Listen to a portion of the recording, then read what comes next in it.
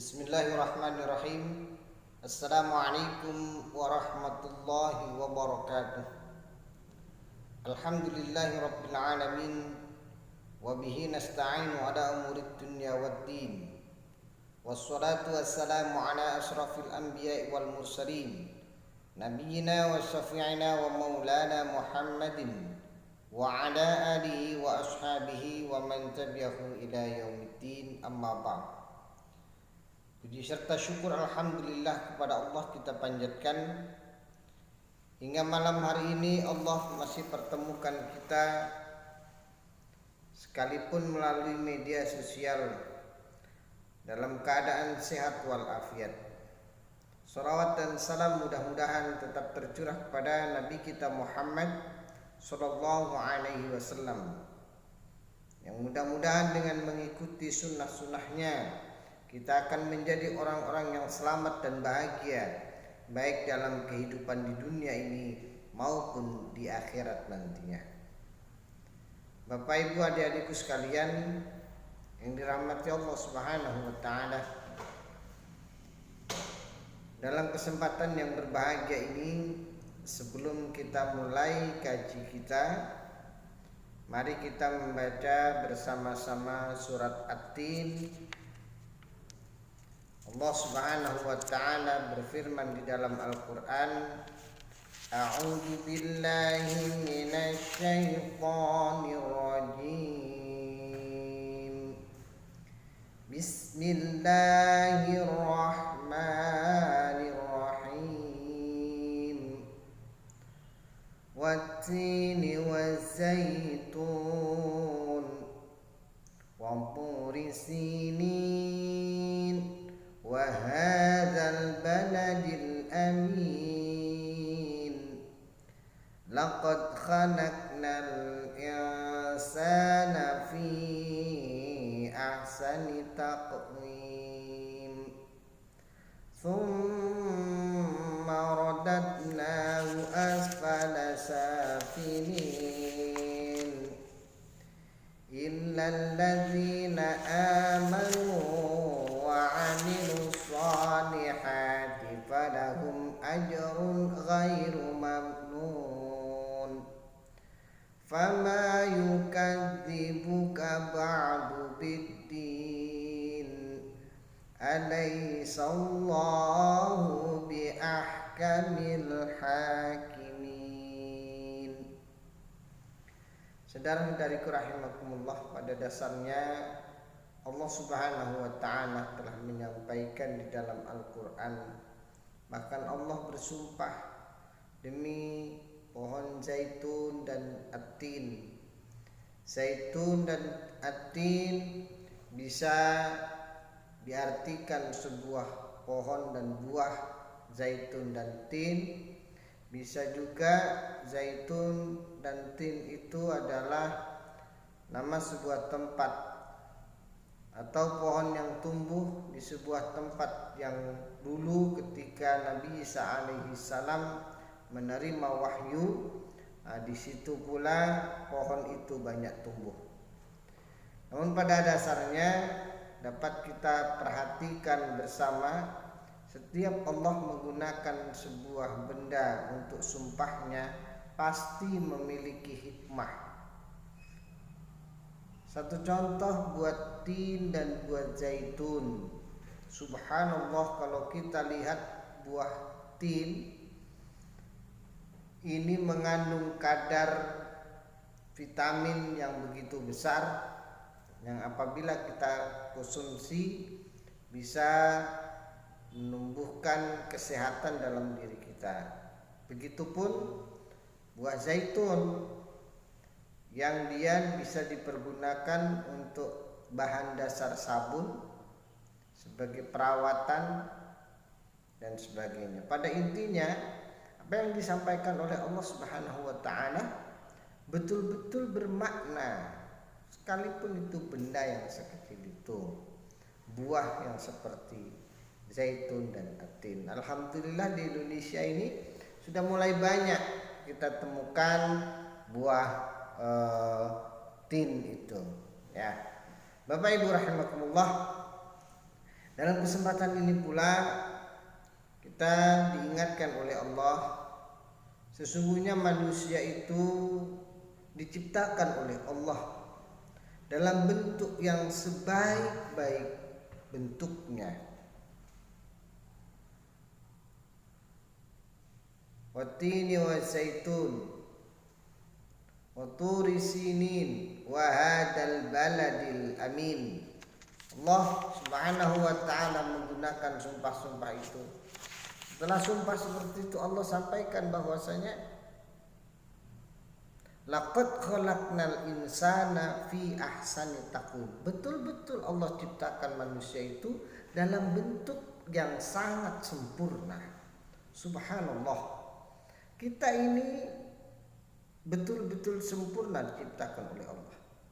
Cobalah kita lihat mata kita, dua pasang berada di depan dua-duanya, kuping kanan kiri, tangan ditekuknya pas, kaki begitu pun sehingga bisa berdiri tegak kita. Allah ciptakan manusia itu dengan bentuk yang sebaik-baiknya. Kalau kita mau memperhatikan hewan yang di sekitar kita saja, bandingkan dengan kondisi manusia, subhanallah, maka manusia tentu lebih baik dalam penciptaannya. Saudaraku rahimakumullah, yang penting dari itu, yang lebih penting dari itu bahwasanya manusia sesungguhnya bukan dilihat dari tampak fisiknya pada dasarnya. Ada orang yang cakep, cantik, tetapi ketika dia tidak mempunyai hal yang dibanggakan kebaikannya, maka betapa orang itu rendah, baik di mata orang lain ataupun di mata Allah Subhanahu wa ta'ala.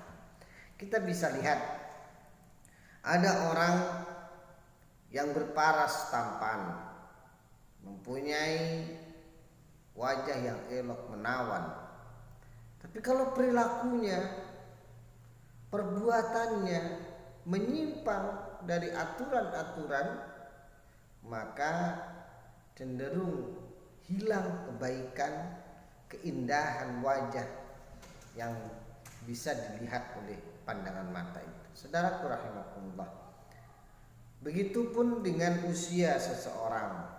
Kemuliaan bukan karena dia panjang umurnya. Rasulullah Shallallahu Alaihi Wasallam kurang lebih 63 tahun. Artinya bukan masalah panjang atau pendek umur seseorang dia bisa dikatakan sebagai orang yang hebat dan baik. Kekayaan, subhanallah, lebih kaya mana kita dengan Nabi Sulaiman? Ya. Banyak orang yang kaya, jabatannya tinggi, rumah mewah, megah, tetapi di lingkungan masyarakatnya dia menjadi sampah. Ada orang yang punya jabatan tinggi, tapi karena jabatan tinggi itulah sesungguhnya orang dalam kehidupannya mencemooh dia. Harta yang kita miliki bukan satu-satunya tolak ukur kemuliaan seseorang. Umur, anak yang banyak bukan berarti orang yang tidak punya anak kemudian dia termasuk golongan orang-orang yang hina, atau sebaliknya yang banyak anaknya adalah orang-orang yang hebat, belum tentu. Maka ada standar siapa orang-orang yang hebat itu, siapa orang-orang yang baik itu. Tidak lain adalah ketika manusia nanti ditanya oleh Allah, an umrihi bima, umurmu kau pakai buat apa selama ini. Kemudian ditanya hartamu dari mana dan kemana dibelanjakan. Jasadmu sudah kau pakai ibadah apa belum. Hartamu dan semua yang diberikan oleh Allah itu ditanya kepada kita, kita mampu mempertanggungjawabkannya. Sesungguhnya inilah orang yang disebut dengan orang-orang yang mulia di hadapan Allah Subhanahu wa ta'ala. Saudaraku rahimakumullah, kemuliaan seseorang sekali lagi bukan hanya dinilai dari berapa banyak harta yang dimiliki. Tetapi mari kita lihat ayat Allah selanjutnya. Laqad khalaqnal insana fi ahsani taqwim tsumma radadnahu asfala safilin. Nanti mereka akan dikembalikan oleh Allah, dikembalikan kepada Allah dalam keadaan tempatnya sangat rendah. Bahkan balhum adol, lebih rendah dari binatang. Naudzubillah summa naudzubillah. Manusia tadinya diangkat derajatnya oleh Allah. Bayangkan, manusia itu sampai-sampai dalam riwayat di Al-Quran dijelaskan bahwasanya malaikat menghormati Adam. Artinya manusia dihormati oleh malaikat. Apa yang menjadi sebab? Karena ketaatannya.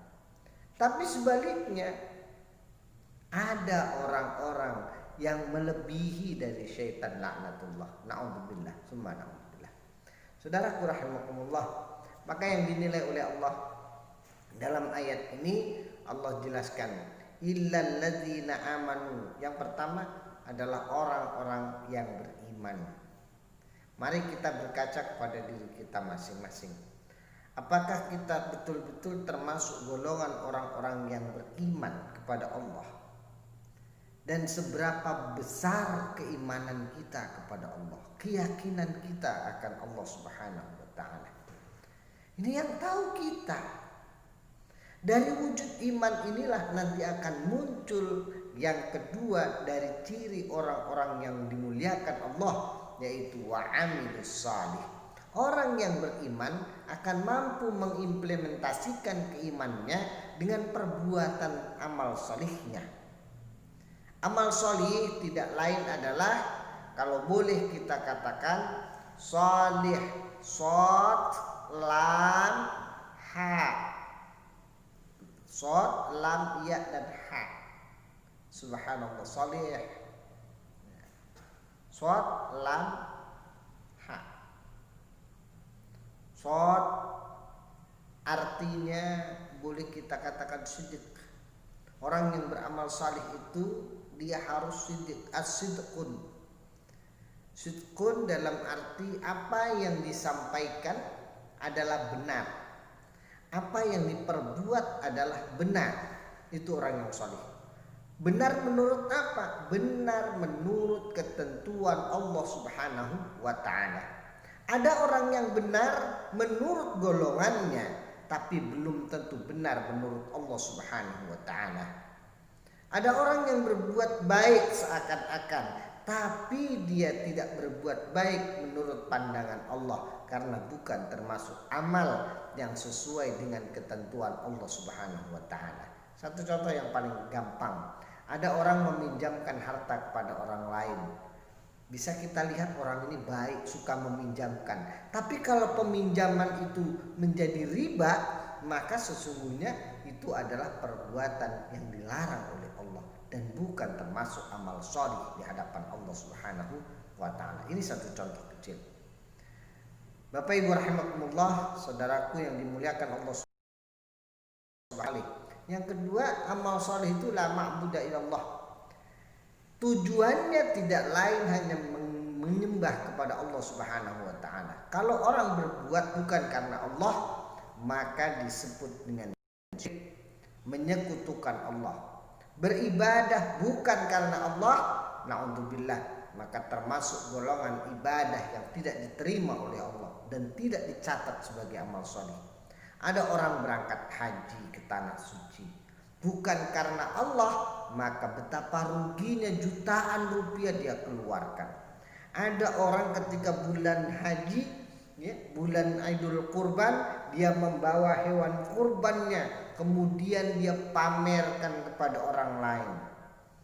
Dia agungkan, sombongkan kepada orang lain, kurbanku yang paling besar dan paling bagus. Supaya ingin dipuji orang lain, maka ibadah itu tidak diterima sama sekali oleh Allah Subhanahu wa ta'ala. Ibadah yang baik, bahkan kalau kita lihat, la yanalullahu walakin yanalu taqwa minkum.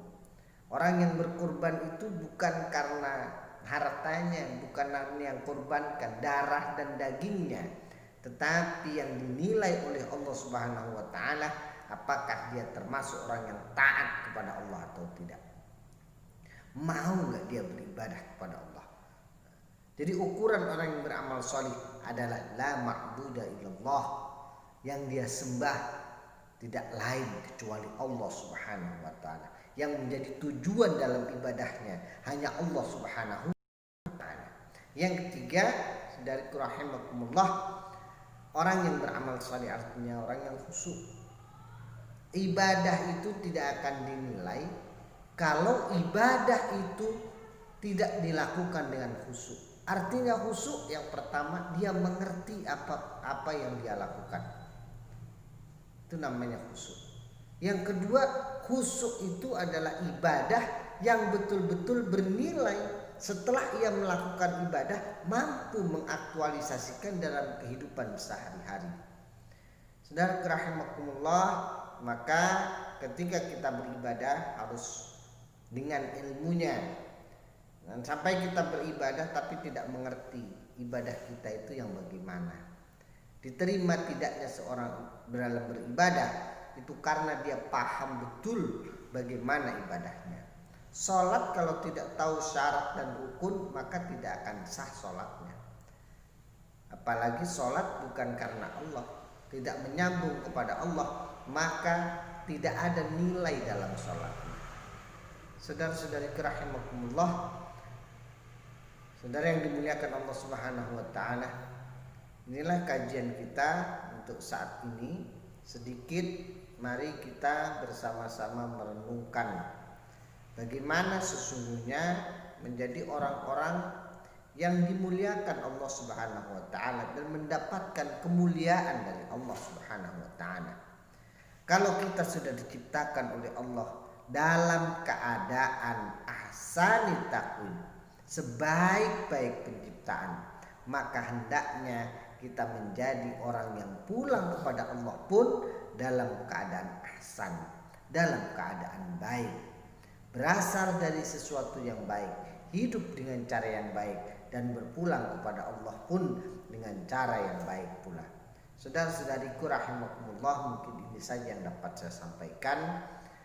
Setelah ini bisa Anda menyampaikan melalui komen ataupun pertanyaan-pertanyaan yang dapat disampaikan, terutama ini diperuntukkan untuk Majelis Taklim Syarifatun Nisa Bambu Apus.